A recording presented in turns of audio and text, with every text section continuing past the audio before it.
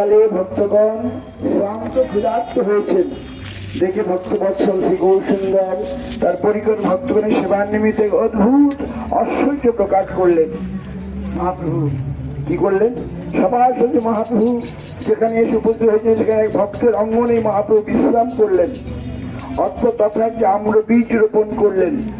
দেখতে একটি তৎক্ষণাৎ একটি আম্র বৃক্ষ উৎপন্ন হলো এবং বৃদ্ধি প্রাপ্ত হতে লাগলো। ক্রমে ক্রমে আম্র মুকুল ফল ফলতে লাগলো। অল্প সময়ের মধ্যে আম্র সুপক্ষ হলে 200 আম আগ্রহপূর্বক ধৌত করে শ্রীকৃষ্ণে ভোগ লাগালেন। অনন্তর ভক্তগণ সেই আম প্রসাদ সম্মান করে তারপরে মহাপ্রভু নিজে পরিবেশন করলেন। ভক্তগণ সেই আম্রপ্রসাদ সম্মান করে পরিতৃপ্ত হলেন।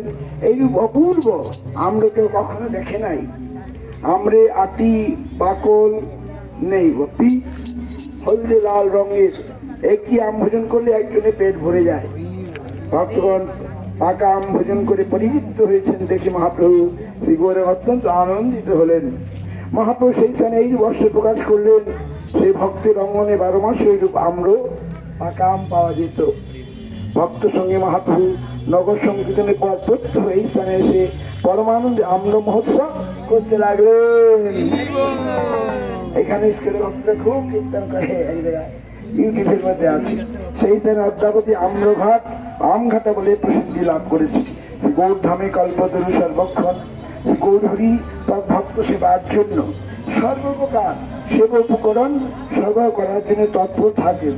মহাপ্রভু শ্রী গৌরাঙ্গের ইচ্ছা মাত্রেই সেই কল্পতরু তদাজ্ঞায় সর্বপ্রকার সেবা করে প্রদান করলেন।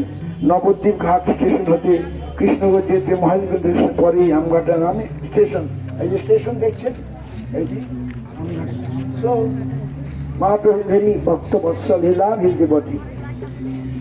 One day Mahaprabhu came in this side, and this noon time everyone is hungry, and Mahaprabhu was in the house of a devotee, and he put one mango seed there.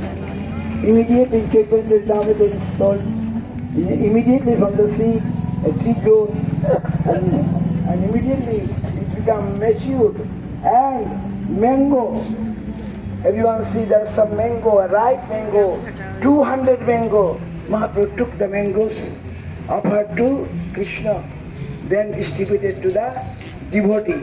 Mango was so nice, there is no seed, no skin, only juice and juice. And one mango make everyone satisfied, full, belly full. One mango make everyone full their belly. So Mahaprabhu is so kind, and to his devotee, they are hungry by seeing that he himself. So and the whole year, that tree like Kalpavriksha used to give ripe mango, and Mahaprabhu used to come with his devotee and used to take that mango. And also we in Simantadip, Namaste of Mahaprabhu, Simantadip, we not went that side.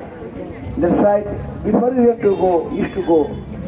So after Jagannath Bari, if you go right side, then left side, that place called Meghir Chora.